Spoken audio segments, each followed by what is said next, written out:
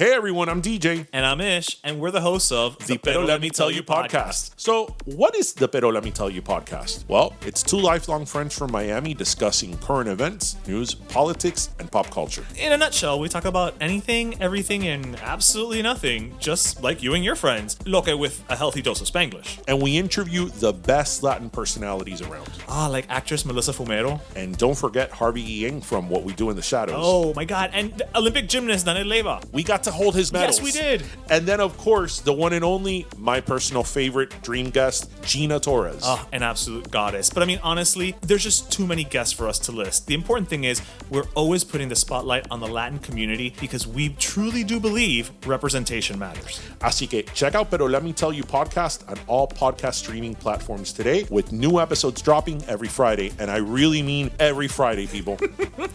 And don't forget Your croquetas, your pastelitos, and your cafecito. cafecito. 7, 6, 5, 4, 3, 2, 1. Fresh presents Que Bola, where we talk to various movers and hustlers who are popping off and succeeding in the 305 and at the same time influencing the culture.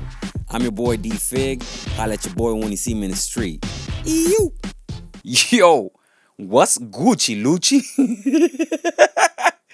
It's your boy D Fig. Holla at your boy when you see me in the street. Ya tú sabes, aquí echando mi being Que Bola podcast, talking to all the creatives from South Florida and beyond, everybody who's popping, doing things in South Florida, shaping the culture.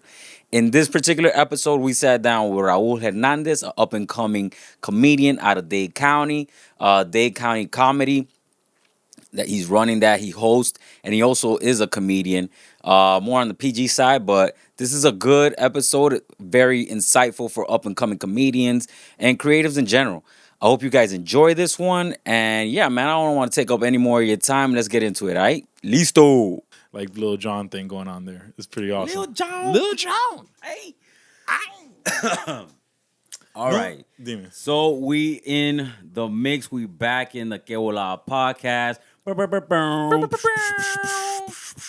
Shata, big selector. What does that mean? No, have you ever been to a dance hall like a big dance hall party? Yeah. Like in Like a Jamaican dance hall party? Not Jamaican, unfortunately. I haven't been to a okay. Jamaican one. So I used to love, I will tell you this, in the early 2000s, TOK and Sean Paul were like my jammy jams. Okay. I used to love, and then I found out like one song about TOK was about like beating up people of a certain distinction, and I was like, okay, maybe I should chill on the TOK. All right. I wasn't big into that's like freestyle, right? Oh man, they had a song, they were like this like new age. Sean Paul and them like created like in the early 2000s this like new age of reggae that came out, and then like Ziggy Marley followed along and all those guys. You mean like dance hall? I would guess they're like dance hall reggae. Yeah, like you used to listen to dance hall reggae? Yeah. Is that what we call Sean Paul? I don't know. Like, Yeah. Sean okay. Paul is So like dance hall. So yeah, then definitely that's Sean Yeah. Paul reggae. Okay. So, but yeah, and then again, you find out things in the Jamaican language that you're like, oh, holy crap, I shouldn't be saying this stuff out loud. Oh yeah. Let me relax. Yeah. I mean, it's just like anything else. Like with music, right now everything is like wet ass pussy and shit like that. If you're like, let's say you're Ukrainian or some shit, Yeah. and you're trying to learn English, you don't want to be walking around screaming wet ass pussy all the time. but you hear it on the fucking radio 24/7. Oh, for sure, bro. You I know? mean, man, there's so many jokes out there right now about WAP and stuff like that, and also the fact that WAP used to mean without papers. That's the original. That's why it was a slur to Italians, like, and to immigrants in the early 1930s. Like WAP meant like without papers, so it was like a bad term at one point. But it's just funny that now, like that. It's been that's remixed. been rebranded. Yeah, like rebranded. they took it back. They took it back. That's what's up, man. That's what's up. Trying to get some money off of that long-term monkey off the back. Yeah. So, Raul Demon, bro. Daniel Hernandez. My dog, you're a comedian. Yes, I am, my friend. All right. So how did you start off in the comedian world? Like, what made you? That is a great question, bro. That is a great question. I will say it started off. I was young, And when you're young, when you're like 6, 7, 8, 9, and you're growing up, you love staying up late. Like staying up late for any kid out there, that was like the beginning of like what you thought adulthood was. Like you can get your own food, you can go to McDonald's 24/7 as an adult, and you can stay up as long as you want. That was like the two dreams of being an adult when you're a kid. So the only channels that were like not playing infomercials or not blacked out at a certain time was Turner Classic Movies and Comedy Central. All right. So I started watching Comedy Central like on loop every day of my life. And then you start finding out about comedians, start finding about stand-up comedians. Like the first time I saw Richard Pryor was not him doing his sets. It was Hear No Evil, See No Evil. It was a movie he did with oh my God, he did with the guy who's Willy Wonka. Forgive me. Yes, with Gene Wilder. Yeah. That movie's so good. It's such a solid movie. If you guys want to check out like classic like comedic movie, it's an awesome one to go to. 100%. So you start falling in love with it, and then you start watching stand-up specials. So, like some of the first ones I saw was like Eddie Murphy Raw, of course. You see How old were you when you saw Eddie Murphy Raw? Bro, 15. 15 was 15 years old when I saw Eddie Murphy Raw. Okay. You want to know what's crazy? What? Eddie Murphy was 19 years old when he records, or no, am I getting it wrong? He was 19 years old when he records Delirious. And then I think he's 21 when he records Raw was first before was Raw Delirious. first? Yeah, Raw was before Delirious. Raw was in the red outfit, all leather. There's a comedic historian that's yelling at me right now. You were 15. I was probably like 9. Yeah. 9 or 10 when I first saw Raw. Yeah. So I'm a little older than you. Maybe. Probably. Possibly. But when I saw it and the whole fucking pussy coming out of his pocket bit. Yeah. That shit resonated so much with me. And I was still a little kid. I was probably like 10, 11. Yeah. Because then I was thinking about like girls that way. Yeah. I started thinking about girls that way. Yeah. But yeah, I was like, yo, what the fuck? Like, that's so creative. Because it's crazy. It gets something that's like, that you're thinking about, right? You're starting to hit puberty.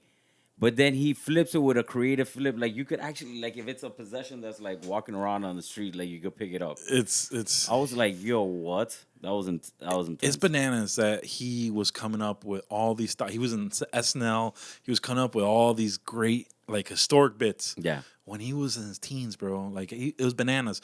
The funny part was, I watched it at 15, but I've heard all those bits when I was like 5 or 6, because my mom and my dad used to rip off Eddie Murphy and act like they're original and shit. And they used to be like I got some ice cream. That whole bit, my mom used to say it to me all the time. I was like, man, my mom's this original, smart, funny lady. Nah, she was just ripping off Eddie Murphy forever. And that's a fire. Now that's a fire. The brother Gus. Oh man, we used to quote and just rehearse like all those bits like back and forth to each other. So when did you actually like launch? When did you say, okay, me voy a tirar para hacer a bit on stage? Bro, that's a great question.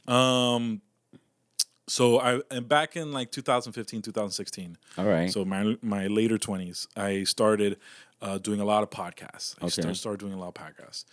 And I got with this group of guys, bunch of just Hispanic, funny guys, and we ran a few podcasts. It was part of the main guy who ran that place, his name was Neri. Neri Signs. He's a pretty well-known comedian here in Miami. All right. Shout out Neri. Shout out Neri. That guy, he's a comedic genius, and he's definitely a treasure here in Miami. So shout out to that guy. And I just got tagged along with them. And then listening to Neri, and it's something I always dreamed about too, man. Like you watch Robin Williams, or you watch like even Dane Cook's like first Comedy Central Presents. Like you're watching all those things, and you're like, damn, I want to be up there. I want to be able to make people laugh. I love making people laugh. Ever since I was a kid, I was a ham. Soy un jamón. I would like in every single quinceañera, wedding, cualquier cosa. I always, as a kid, I don't know why I was doing this. I would always pick the oldest lady who wanted to dance in the crowd and dance like merengue with them. Okay, and so like you'd that be was breaking like it down. You were the because kid I that just was wanted to breaking be it a ham. I thought that was like a very hammy move to do, and it was nice. It was sweet, but so yeah, I started doing the podcast with Neri and that group. Then that kind of went away, and I started just working open mics. I started like in 2018. I dropped off because I had to do stuff for school and I had other things going on in my life. And then everyone thought the end of the world was happening last year, and I was like, damn it, I'm not gonna let this dream of mine go to waste. So I just started doing open mics, and now I'm here. Yeah. And now I've been doing it for now almost 2 years, and loving it consistently. In fact, like later tonight, going to a show. Okay. Tomorrow, going to a show. Saturday, hosting my own show. Okay. So like, and I love it. And the scene down here is picking up, is being vibrant. I know people are I like, recognize that. You know what's that all about? Like all of a sudden, there's like comedy everywhere, bro. What do you think that the rise of that is? Dos cosas. I think it's two things. Yeah. One is that all these kids, all of us, we all grew up again in the prime of Comedy Central. You're watching all these great comics. Also, the rise of like Netflix specials, the HBO specials, and all that. So that art has been like thriving now, and again, like as sad as the pandemic was, and I don't want to like harp on it, it made people go, "Damn it, I want to try something that I've always wanted to do in my life, and I don't want to like end. I want to have the clock hit zero and not have done this." So you think the pandemic basically scared a lot of people out of, like, shook them out of their tree, basically? Yeah. Like said, okay, if you want to do this, you got to do this. You gotta do it now. Now. Because you never know, there might be another pandemic y se acabó el mundo. Exactly, really. Yeah, you know. That's the truth. Is, you know, que te salga sol. You don't want to wait no more for the sunrise. Like, this is it. This is the time. And it's a beautiful thing. There's a lot of great shows going on right now in Miami. Yeah. And there's a lot of great comics. There's a lot of young, up-and-coming people that are just, you're going to see them sooner or later have their own shine and limelight. Some happened very recently, actually, so it's pretty awesome. That's awesome. Before we continue, Yeah. since you brought me on, I want to say firstly, thank you for bringing me on, bro. No problem, G. I wanted to give you, as a cubanazo as I am, I have to give you some un poco regalos, okay? Thank you, dog. First. Cuando tiene hambre, mariquitas. Oh my God. Here goes a mariquitas. Thank you, my G. I appreciate you so Now, much. I would usually listen to me, whoever's out. I would usually bring materva for this, but there was no materva in this area that I went to, so I brought you next best thing, some Malta. Malta. Hey, we're here, guys. Shout out Malta. We might need some sponsorship money. Hey, how's it going? Here we go, brother. And then this So much one. for the Malta. This one is if you ever go mobile, my friend, or if you ever need to do something mobile, this one's for you. Mobile. Oh my God, dude. Thank you so much, G. No worries. So it's a little mini camera. Nice. It's got like the little USB stuff. What is this? It's a little mini, like, tiny camera. Like, in case, like, you have, like, a laptop, like, that didn't have a camera, you can also clip it to yourself if you needed to. Some SD connections. And some scratch-offs? And scratch-offs, bro. Come on, Damn, I have to. dog, I have to, fuck, brother. I just wonder, dog. Dude. Yo, I appreciate you so much, dog. What the fuck? Oh, yo, my bad, dog. Bro, Yo, nothing to be thank bad you about. so I much, love it. dog. I appreciate you so much for this shit, dude. Pero- It's like, damn, son. Bro, That's awesome. It's my pleasure. That's Un placer awesome. para mí, man. Thank you, man. Thank you. No That's worries. a lot of love right there, G. No worries, brother. Shit, damn, bro. I appreciate that so much, man. No. Yo, so fuck. Talk Damn, to you me. like shook me up out of my zone right there. Bro, That's what's up, dog. I'm I good, like brother. that. But you see how you're smiling, you're having a Yeah. great time now? Yeah. I'm gonna tell you, every single person out there doing comedy right now, Yeah. that's all they're looking for. For a smile. They're looking for a smile. They're looking to make you laugh. They're looking to make you happy, bro. I feel you. Like, as a comedian, how do you go through your process of formulating jokes and presenting them? Like, do you first bubble them up in your head and keep them bubbled there for a while before you actually throw it out on stage, or are you just like, boom, I have something tonight, I'm just gonna throw it and see how it lands? A little both. Both. Definitely, I recommend to everyone out there, write. Okay. Right. Even if it's on your iPhone, even if it's on a journal, even if it's on like a McDonald's napkin, write it out. Okay. Like, sometimes it's better to put on paper. It helps you point to memory. It's just good. It's a good thing to work on, man. And then after that, like, sometimes like a crazy thing will happen. Like, I recently did a bit that every time I've seen a major like crazy or catastrophe happen in Miami, if you're watching like the World Star video or wherever you see the videos, like Only a Day, whatever, right when they pan the camera, there's a girl twerking right next to the scene of the crime. Every single get hassle, bro.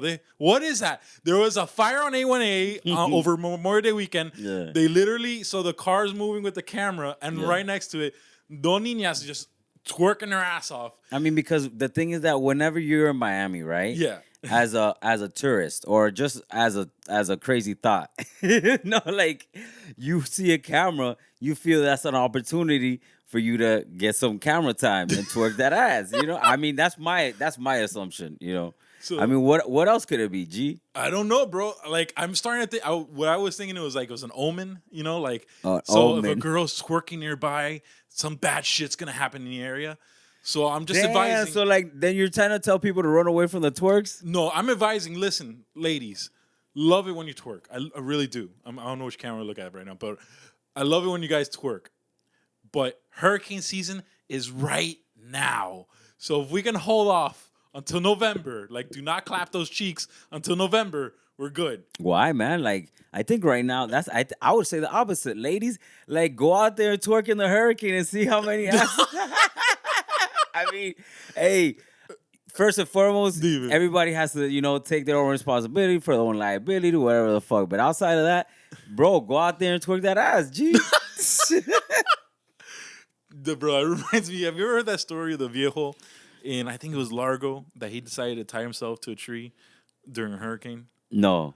Oh, it's viejo. It was either in Key Largo or in Daytona, somewhere in Florida.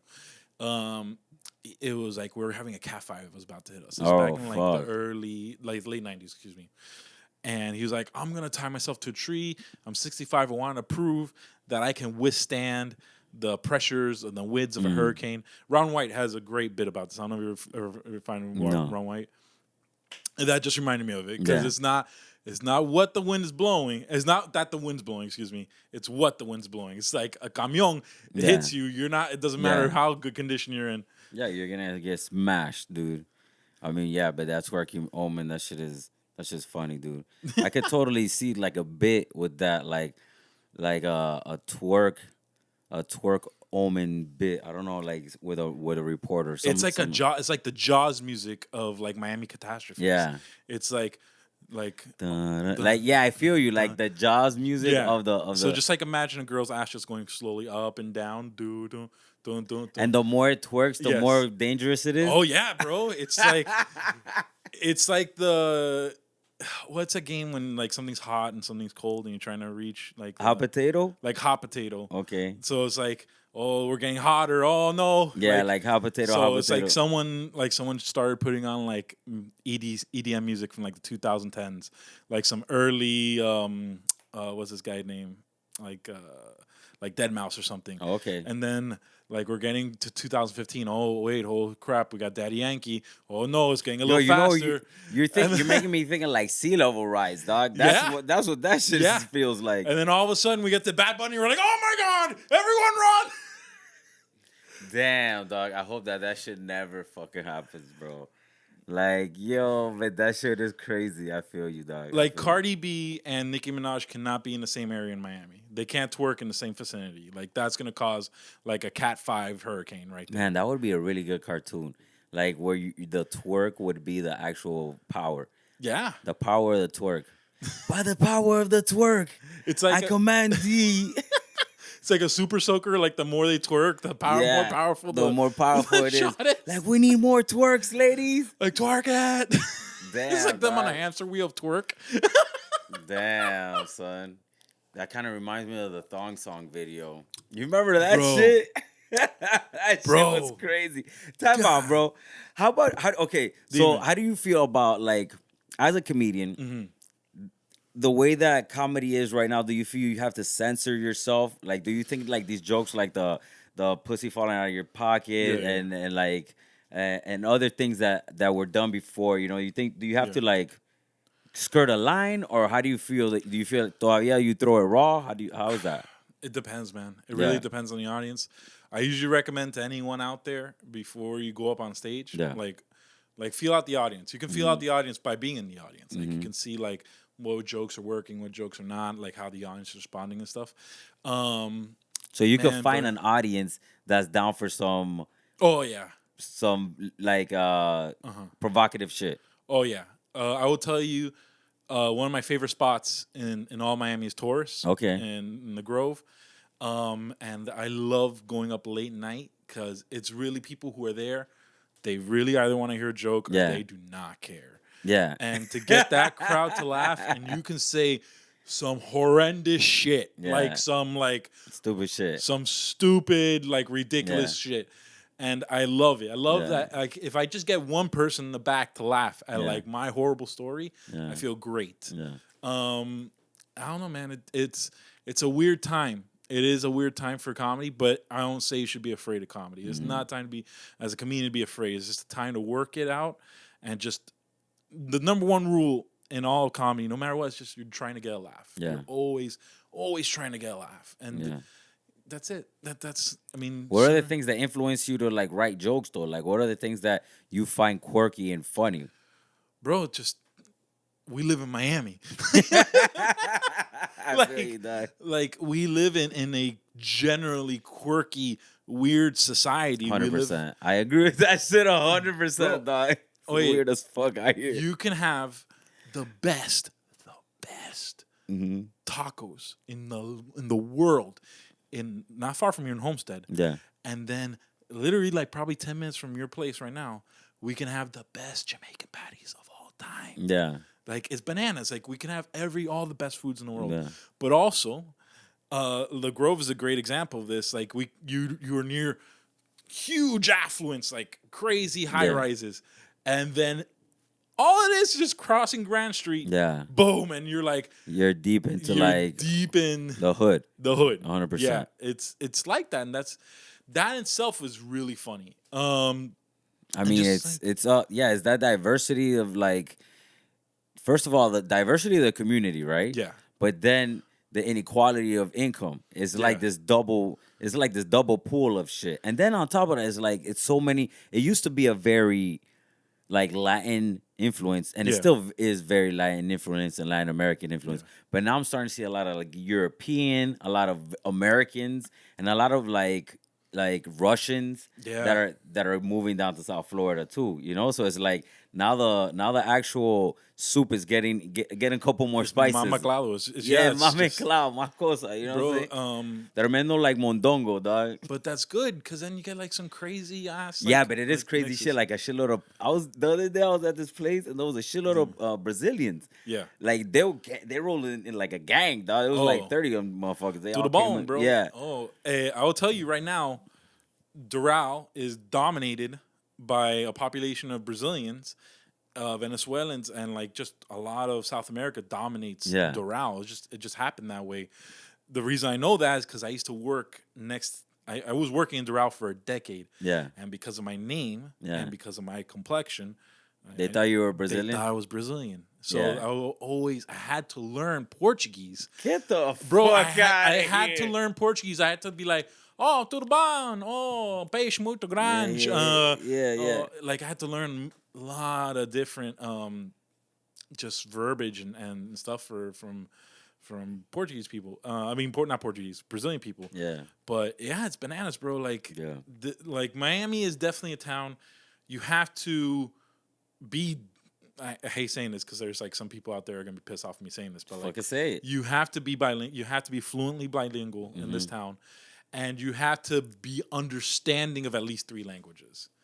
I understand. I completely understand. And I mean, I kind of do agree with that. It's very much, it's one of those cities where you could do it with English, but for you to really enjoy it and for what it is, you should be bilingual, either English and Spanish or English and Creole, Yeah. you know, primarily. There's only and I've been in New York, I've been to Texas, I've been to Cali, I've been all across this great nation of ours. Okay. Yeah. There's only 2 places in the world where if you have a public like advisory sign that is in English, Spanish, and French, and that's Disney World and us. Yeah. That's it. Yeah. And the French is not even for French people; it's for people who speak Creole. Yeah, it's for fucking Creole, bro. It's like, dude, that's how South Florida culture is, and that's why it's so dope. You know what I'm saying? It is, But it also does provide a lot of different kinks and quirks. oh yeah, man. Like, man, there's just so many like interesting like the whole sugar daddy culture, like young That's right. young and That's old crazy. people like hanging out together. Like the fact Young that and like, old people hanging out together. no, but wait. But wait, and I know many people out there have heard this stat many times. Do you know the population that's most affected by HIV and STDs in Miami? The old population. It's the old elderly people, the Century Village people, the people living on Miami Beach. Yo, they out there wilding out, dog. They checking out, so they wilding out on the They checkout. are raw dog and they are DTF, bro. Wilding out on the checkout. They're like, fuck it, bro. I got these blue pills. I'm fucking gonna ride out, dog. Pala pinga, G. That's crazy. So when you Condoms, put together, I survived Korea, sir. that's crazy, dude. When you're on stage, what's your like goal that you're trying to get at? Like a tight like 5 minutes, like 10 minutes. Where's it at right now that you're trying to like hit hard? So for me, yeah, definitely the longer I can go, the better. I mean, kind of like sex almost. I would say like when you're starting out as a comedian, that's like the first real goal. What? The first real goal is be up there for 5 minutes. 5 minutes? You can be saying penises on a loop. You can literally be just saying penis, penis, penis, penis, penis, penis for 5 minutes, but you're up there for 5 minutes. So at least you know what it feels like to be up there for 5 minutes. That's the first goal.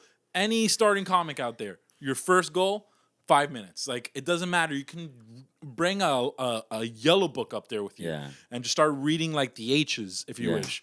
Like, oh, Henry Hungferger. I don't know. Like, I'm going to make up so many bad H names now.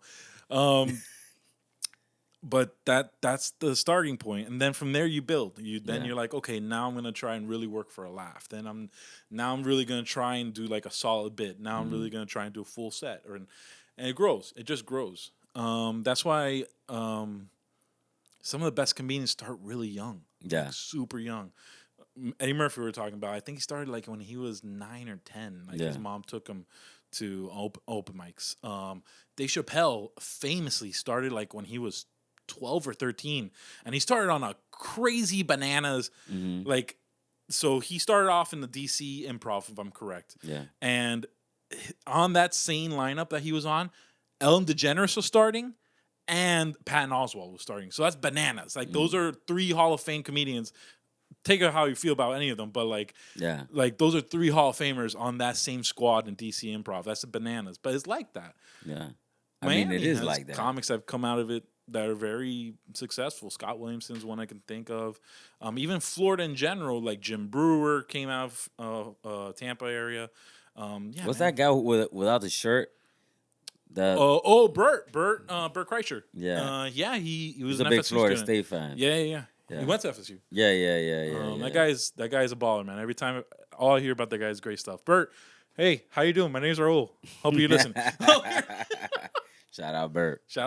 So yeah, man, your comedy right now, how would you describe it as? Like if somebody was gonna be like, yo, I'm gonna go watch a Raul show, he's like blase blah, or it's like this and this and that. What would you say? Man, I'm just like a dorky, jolly guy. So okay, like, I don't know. Is it like family oriented, or are you like PG-13? I'm like PG-13 rated R. Like I honestly do a little bit. And as much as I love our town, I do a little bit too much Miami material. Like I feel that I recently had like a really, really bad set go. Yeah. Because I was only doing Miami stuff in front of people from like Pittsburgh and like from Philadelphia. And that was not fair to them, honestly. Yeah. You know, like you want to be fair to your audience. I really tried to make everyone laugh. So I would say I'm like a PG-13 guy. Like, am I gonna say shit? Yeah. Am I gonna say like a Jesus joke maybe every once in a while? But like, I try to make everyone laugh, man. Do you bring your background into your joke making? Like, oh yeah. So what high school did you go to? I went to Braddock. Braddock. Braddock okay, so Senior it's High. like West Kendall.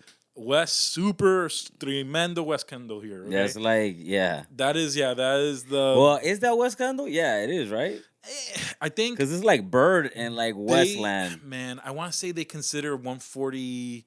I think Southwest 147th Avenue they consider like the edge of Kendall. Okay. So I don't know where West Kendall began. But I think Bird, West Kendall's more like. I think it's like Kendall. Anyway, and Braddock is all the way in that way. Casapinga. Yeah, bro. it I is know that. Casapinga. Hey, at one time we had the highest population of students in the United States. I remember that. I remember when Braddock was packed full of kids, dude. Bro, Jesus Christ. That's when man. everybody just had moved out there. And I had bought out because Lennar had just built all that shit out. And then they sold all those cribs. So that all the kids just all of a sudden needed a place. And Braddock was the one place out there. And that shit was fucking like bananas. I was like, damn, that shit is huge. It is. It was. There was a lot of kids to house in that place. It was literally like, man, if you ever wanted to get like the perfect blend of the subculture of Miami, Yeah. Because then, like, I remember lunch breaks, man, was bananas. Like, you would go, you would look for your squad, you look for your people. After you look for your people, you would just see like, oh, this the refy table. Like, this is all the kids that recently came. The people that recently came from Cuba or Venezuela. Like, hey, I love you. Hashtag refy people. Refy people, bro. Hey, I love you. Okay, please, that's. I don't think that's a slur. Please don't come after me.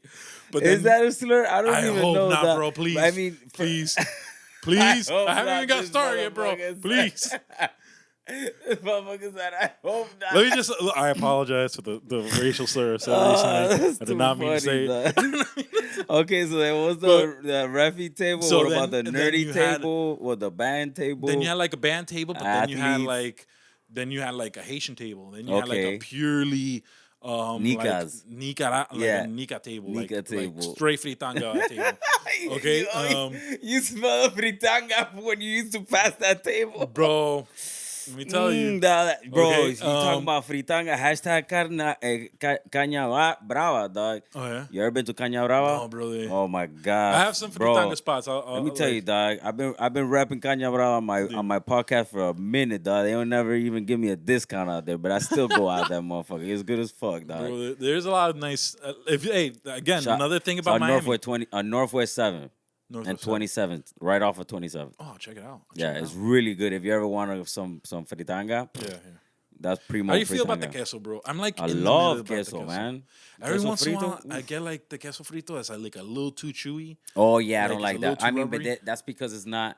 That's the old queso frito. Yeah. Like there's certain people who know how to fry it right. Like I'm telling you, go to Caña Brava. Their shit is always on point. It's never like I'm gonna that tell 'em. chewy ass queso frito is like rubber already, dog. Yeah.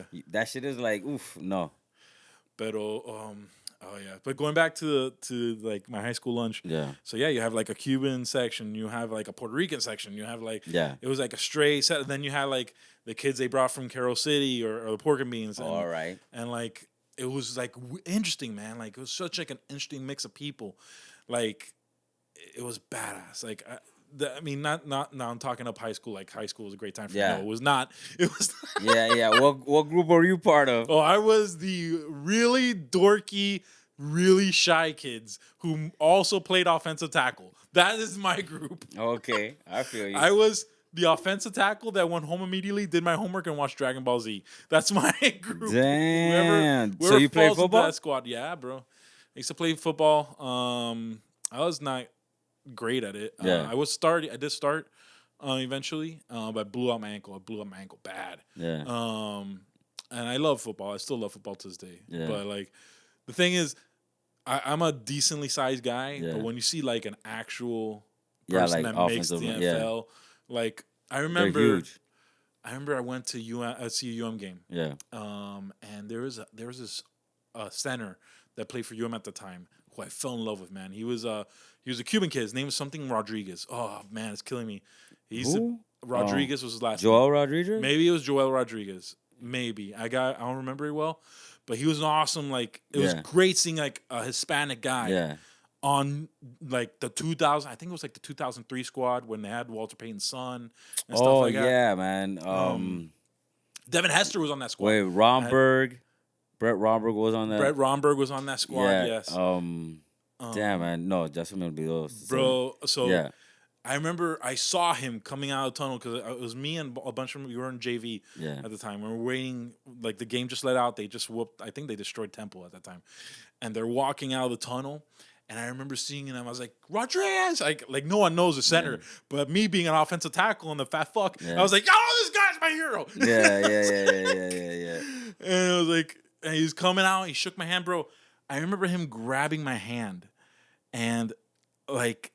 I felt like a baby. It felt like a baby. I felt like a baby. Like my knees went weak. I was like, ah! It was like, felt like a baby, dude. It felt like I was the guy from Scary Movie 2, and he grabbed my hand. Oh man, that's a weird ass hand. So when I was like, I was like, man, no, I don't think football's gonna be for me in the future. Like when you see like that's offensive lineman, if you're 6'6", you have to be 6'6", 320 pounds. Like you have to be ready to run.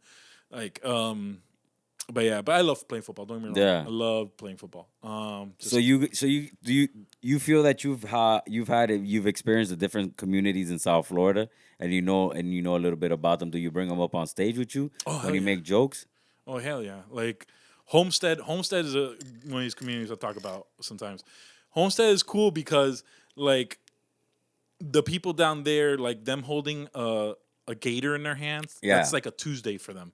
That's like, I always grab a gator. Like they're not having a crazy enough night until they're doing blow off a turtle shell. Like that's when they kick it up a notch.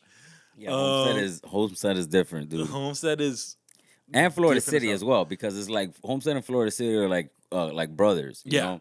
Yeah, it's like two brother cities or like sister cities. You know, it's and they have their own culture out there because they still have the ability of like having like urban spaces, like not urban, like open spaces. Yeah. You know? There's a lot of land out there. Oh yeah. So you could do a lot of weird, crazy things in a lot of big ass ranches out there. Oh, yeah. You know, and people primarily like, especially in the Redlands, because it's like the Redlands connects with Homestead and where like basically goes down into like into Florida City.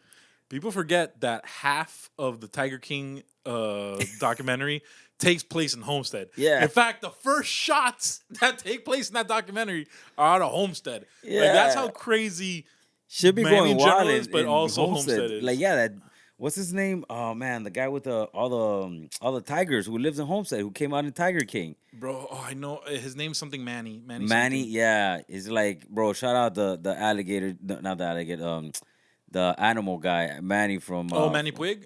No, is it Manny Puig? Well, Manny Puig I know Manny Puig because of course Jackass, but he's Miami. He's Miami. No, that's not Manny Puig, the guy who has the tigers though. No, I don't know who that guy is, bro. I'm sorry. Yeah, man, bro, but that guy has a shitload of tigers out there in Homestead, dude. Yeah, bro. And like not only tigers, but like chimps and a bunch of other animals, you know. Bro, I saw it this Saturday. I was out in Homestead. I want to go check that place out. I was in the place called, I think, Everglades Outpost in down there. And you pay very nominal fee, and you are 50 feet away from a tiger. Like, I was like, Jesus Christ.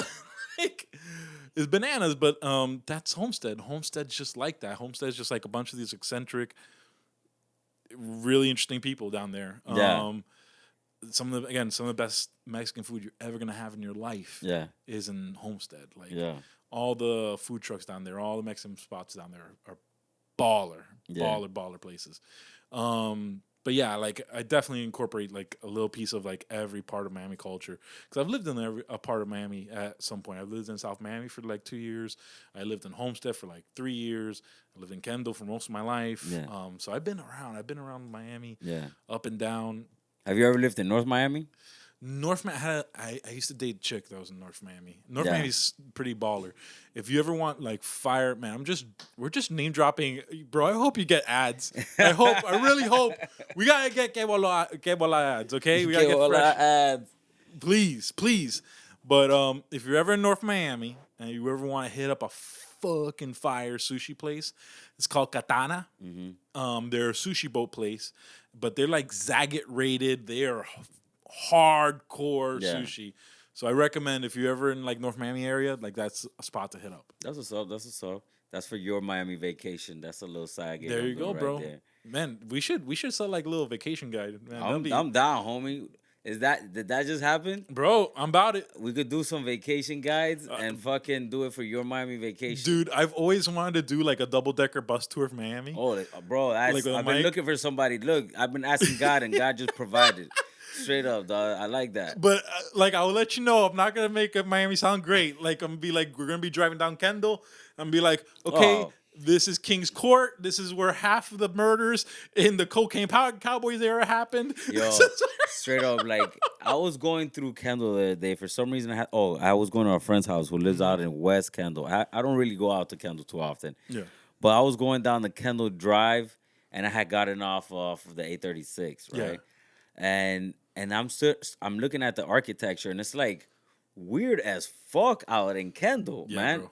Like the code out there, they used to let people do whatever the fuck they wanted. You know what I mean? Unincorporated Dade, bro, is a unique thing. Yeah. Like, man, we're going super. I ain't Big throw guy. baseball. This is gonna be super inside baseball right now, okay? Yeah. But certain counties and certain cities in Miami have really strict and harsh codes. Unfortunately, Coral Gables is one of them. Like, Coral Gables are hardcore. Like, hey, you can't mess with these houses too much. You gotta be careful how you put your fence. Get that fucking shrub out from the front. Yeah. Like, they're really hardcore about their stuff.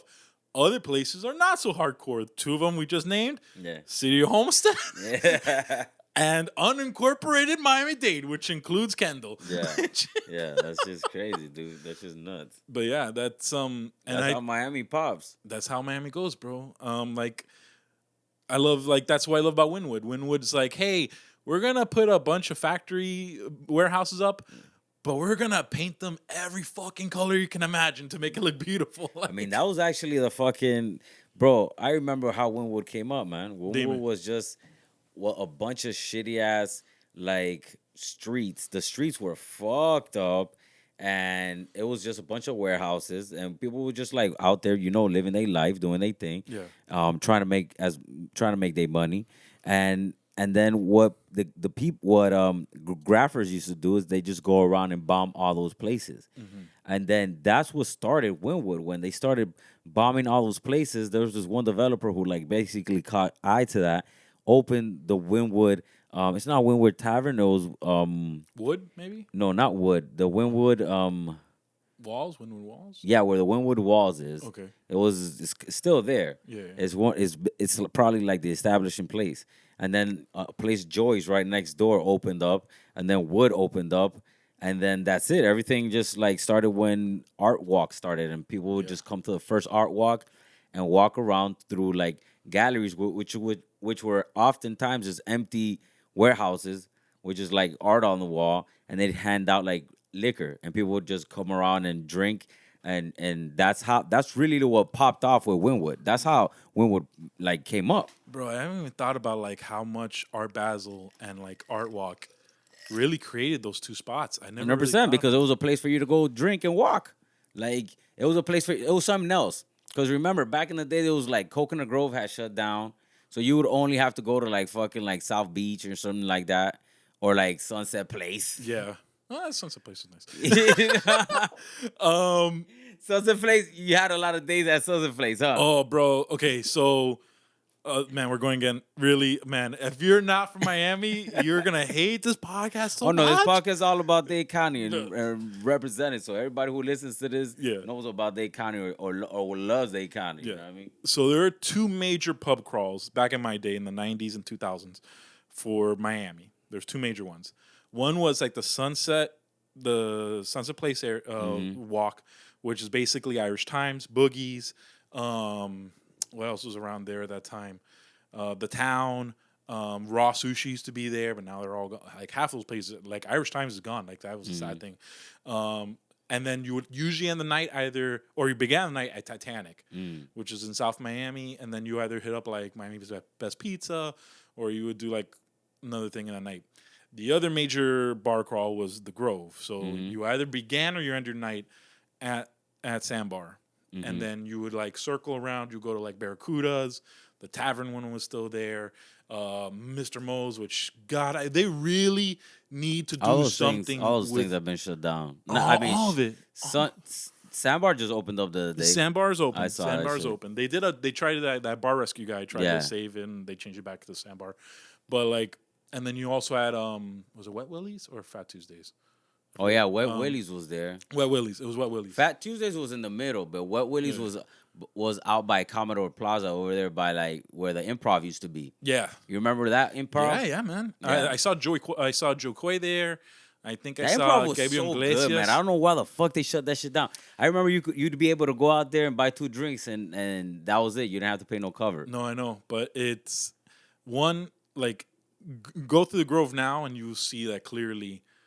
Like It's all corporate. There's money. Like Yeah. there is serious billete being spent in the Grove, and it was just not conducive for the Improv. Yeah. That's why they moved to Doral, and that's why the West Palm one got really big. I mean, Torres took up the slack. yeah, You know. Yeah, But thank like that. Yeah. Thank God because it was too awesome out there. You know what I'm saying? yeah, man. I saw a lot of great comics in that Improv. Oh man, yeah. Like, again, I saw Gabriel Iglesias, Joe Coy. Man, I just like that Improv used to be awesome. That there's great stories of backroom Improv because certain famous celebrities who, you know, may have done something really bad in California in the 90s that involved their ex-wife used to visit the back room of that Improv quite a bit. So if you're catching on, played for the 49ers at one point. I don't even know what you're talking about, but yeah. OJ. Oh snap! Shout out OJ. No. I mean, well, yes. Please, Mr. Simpson. Yes or no? Yes or no? So where are we at? So yeah, okay, then those are the 2 major bar crawls. Yeah. The Grove and that Sunset Place, South Miami area. Yeah. And then like, yeah, both of them, like, it was bananas. Like the fact that Boogie's almost went away. Yeah. Like Boogie's had to get bailed out by Bacardi, Yeah. of all things, to get saved. And then like in the Grove, like seeing Mr. Moe's go away, seeing the tavern in the Grove. I think that was at one point one of the oldest bars in Miami. Yeah. Got I mean, shut but down. shit, bro, ain't nothing in Miami last. You already know that. Like, No, I feel you. money runs everything out here. Is 100%. So I will say one thing. what? Say it. Space is giving a run to this money, bro. I mean, Let me because tell space you. makes a lot of money. That's what I'm saying. Space makes a lot of money, and they could make a lot of money, and they're doing a lot of things to make a lot of money. That still blows my mind that space is still around. I mean, bro, they make money, G, and I think that's their property. So I hope so. I mean, I don't even know, but shout out space. Dude. Shout out space. 100%. We're just shout out. We're just doing mad shout outs in this motherfucker. So when you gonna do your next set So our next show is gonna be that you're hosting? That I'm hosting is gonna be this Saturday at Exit 1 Tap Room, which is in Florida City. Please come out. Awesome, badass lineup coming out for that one. Yeah. We have Sebastian Rodriguez from the Skiing Supreme crew headlining that one. I'll be hosting. That's just a stacked squad there. So please go check it out So you normally do like the hosting at at Exit 1. how often is that? That's a monthly show. So Okay. it's a monthly show. On what day? Usually a Friday or Saturday. I usually have to, coordinate it, and then it's usually a Friday or Saturday show.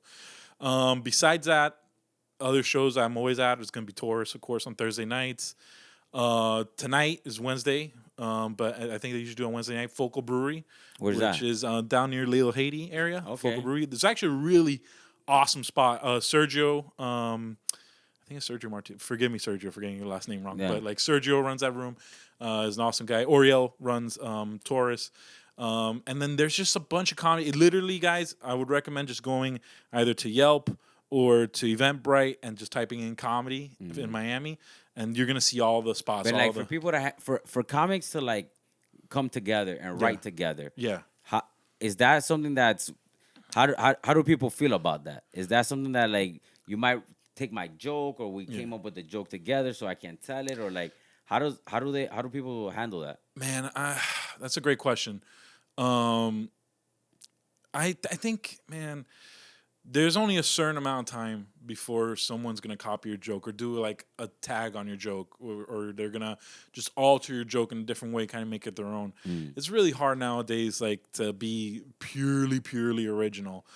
Now, with that said, if like you're clearly ripping off a joke that I'm doing recently, then yes, like that's something that needs to be discussed. I don't think that's happened in the community. But people don't get together and they don't like try to bounce jokes off each other. No, they do. They do. That you have squads in Miami that do. We have like a lot of improv troops. Oh, so And, you like, have to squad up with a troop. not with a troop, but like just squad up with like some friends now. Like a lot of people are trying to do that nowadays, because there's the best example of that. It's not even Miami. It's a guy in Philadelphia. His name is Shane Gillis. He's doing a show on YouTube right now called Gilly and Keeves. That people are comparing it to like Key and Peele, like Dave Chappelle level stuff, like what he's doing on YouTube right now. So a lot of people right now in the community are trying to aim for a goal like that, trying to make like a skit show on YouTube or on some type of social media platform that's going to take off. Because now's the time, man. Anyone can see your stuff. TikTok has proven that. YouTube has proven that. You just got to be committed to it. And like, yeah, some jokes are going to suck. Some jokes are going to bomb. But every once in a while, you're going to get a Rick James bit out of it. You're going to get just a monster bit that's going to change the world sometimes. Have you ever done a writing room? No, I've never done honestly, I've never done a writing room. But what I have done is like, yeah, I would bounce jokes off people. Like one of the best things about comedy in general, or like when you're doing comedy or comedians, is the hang. I call it the hang. People call it the hang in general. It's basically after a show and you're just shooting shit with everybody, and there you're hearing everyone bounce shit off each other. Like, oh, you think this bit worked? Maybe you should tag it like this. Maybe you should end it like this. And there are people out there who are trying to make a show happen. There are people. I mean, Miami's a thriving area, man. Like Telemundo's not that far away from us. Yeah. Univision's not that far away from us. There's still.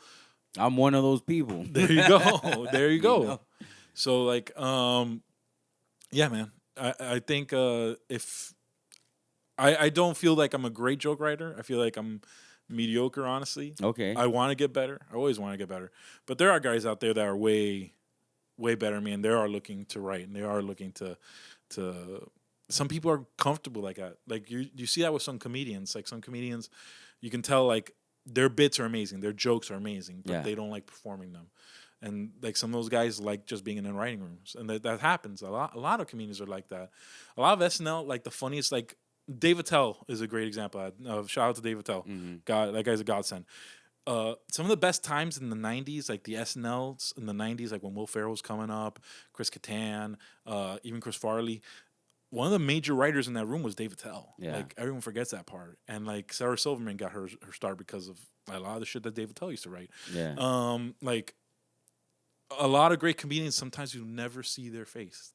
Isn't that bananas, bro? Yeah. I mean, they like to shine with their genius, which is the pen. Yeah. You know, they use that as like as their way to basically put forth what it is that's going through their head, like, and the quirkiness that they find in society and in life, you know, because that's really what when I see jokes, I know it's basically like people are going through experiences and they have to like find the funny part in it, because if not, then they're like, what the fuck? You know what I'm saying? It's like, so finding the quirk, finding that in the experience is what you could use as for creativity, and which it could be like for joke making. Yeah. You know? Comedy that's the ultimate gift. Again, every single comic, no matter how you feel about them, no matter how they're coming off, like some people like think they're being really angry.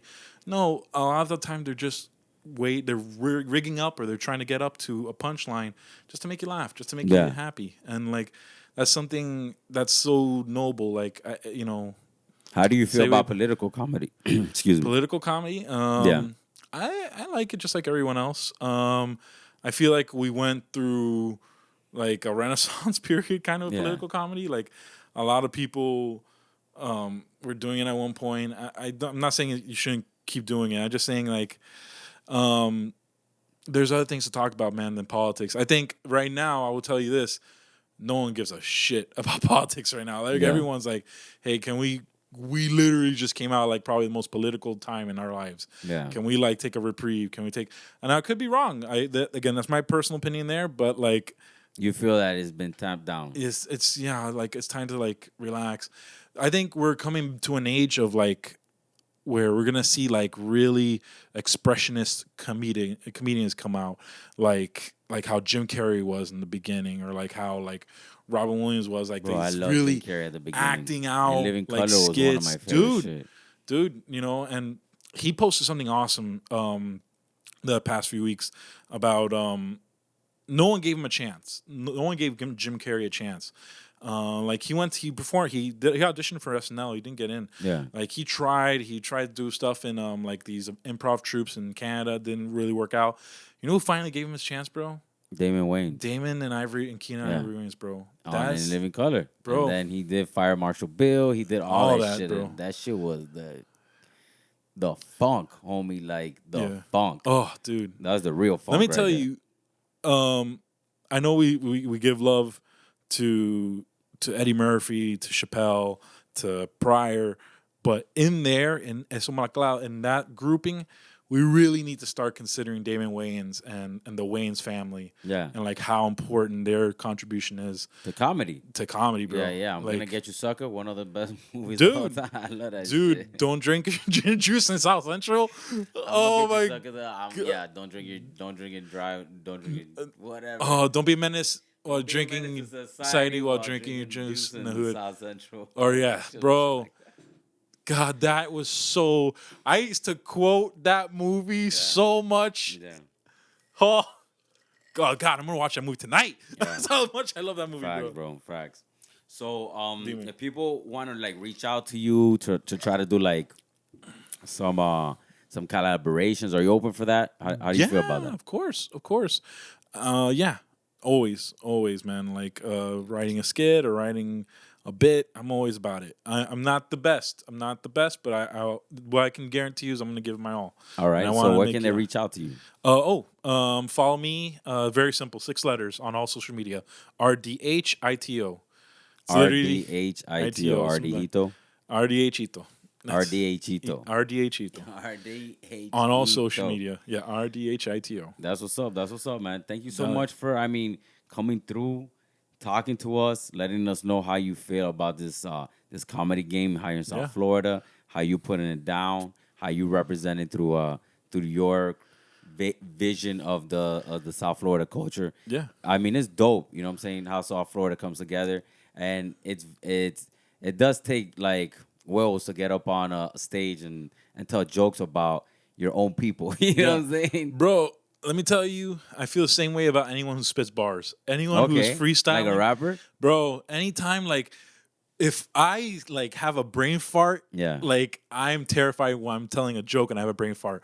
If a guy is, like, freestyling or some shit and, like, they seize up, the fear, I can only imagine that comes into your heart at that moment. Yeah. It's got to be banana. Like, anytime I see a freestyler up on stage, man, that's how I feel exactly. Yeah. Like, that is bananas to me. Or anyone that paints.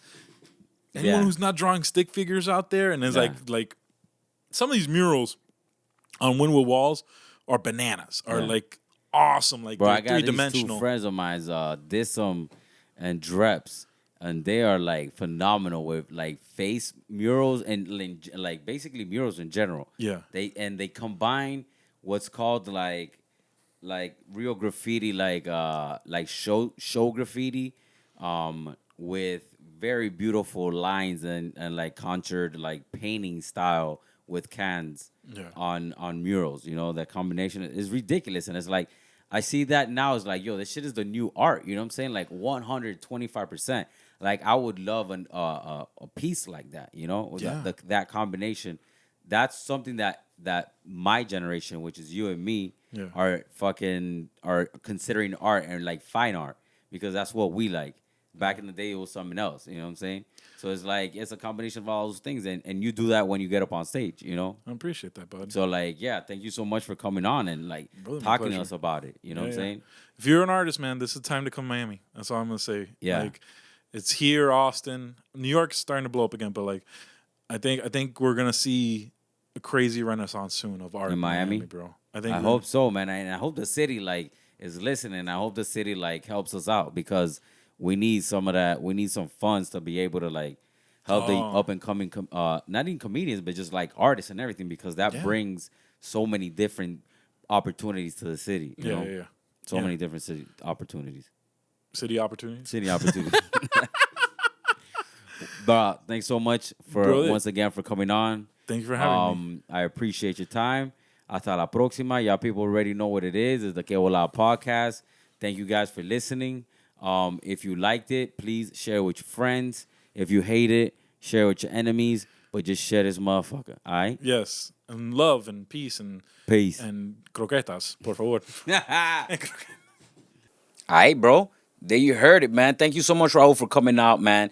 It was a wonderful time sitting down with you and chopping it up, hearing how you come about, doing your thing in the South Florida scene and the comedy scene coming up. You know, going for those dreams, luchando, papu. Luchando pa echar pa'lante and to do what you want to do and what you love. I salute you in that. Anybody else out there who's a creative in South Florida or even beyond, Latino, non-Latino, I do love my Latinos, though. Holla at your boy. You know what it is. D-Fig, Wassa, W-A-S-S-A, at Fresh or Fresh with an F, then Fresh with a PH. Because, you know, yo soy millennial AF. What's up at freshwithfresh.com. Que Bola podcast, Oro Fresco, the new EP is out. I had to throw that out there, bro. We got the new jams out. And yeah, man, thank you so much for everybody who's paying attention to the creative adventures that we're doing here at Fresh or Fresh, including this here podcast. Thank you for your time. Thank you for your listenership. If you like it, share it with your friends. And if you hate it, share it with your enemies, all right? Te quiero mucho. Hasta la próxima. Que te crezca. Peace.